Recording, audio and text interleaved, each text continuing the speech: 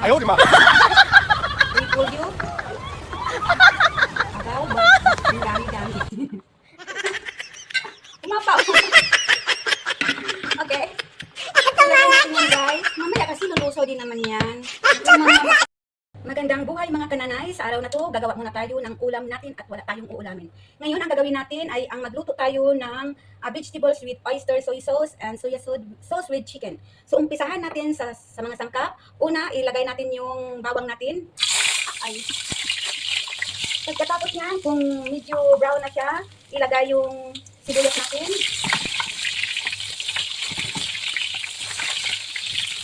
Tapos, isunod itong carrots.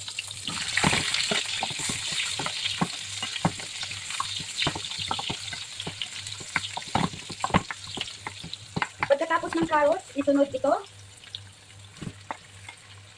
Ito yung tinatawag nila na kosa dito mga kababayan at hindi ko alam kung ano ito sa Tagalog. Pero meron tayong ganito sa Tagalog, hindi ko lang alam kung anong pangalan nito. Pasensya na po.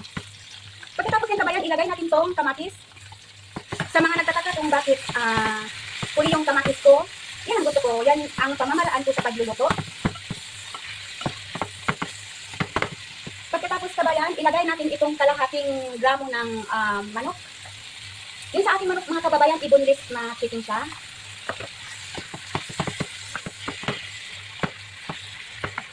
Mabilisang luto lang ito mga kababayan, ganito ako magluto.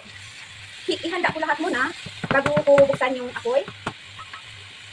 Ang dinagdagan natin ng pagpasarap, katulad ditong paminta. Tapos, is 1 teaspoon na asin. Depende sa lasa o sa alat na gusto nyo, pwede nyo namang i-adjust. Pagkatapos nyan, lagyan natin ng tuyo. Again, depende sa ano nyo, panglasa nyo. At pagkatapos nyan, lagyan natin ng oyster soy sauce. Mga 2 kutsara siguro mga kananay at maging okay na ang lasa nito. Anyway, mamaya tikman naman natin tsaka natin i-adjust yung timpla ng gulay natin. Pagkatapos yan, siyempre hindi ito mawawala. Alam nyo na kung ano yan. Tapos ihalo-haluin lang siya konti.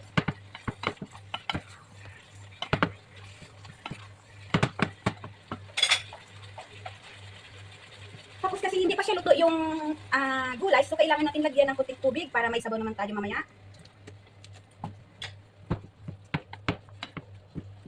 At takpan at pakuluan siya, at kung kumulo na, pakuluin siya ng at least 15 to 20 minutes o hanggang maluto yung gulay. Aray, naipit pa ako. At kung luto na yung mga vegetables, ilagay na natin ang ating repolyo. Abaw ba? Ang dami-dami. Umapaw. Okay. So, ilagay natin yan, guys. Mamaya kasi lulusaw din naman yan. Yung mga magsasabi dyan na dapat sa malaking lutuan ilagay. Kasi siya na po, ngayon ko lang na-realize, marami pala ang repolyong hiniwa ko. So, pwede naman natin yan magawa ng paraan.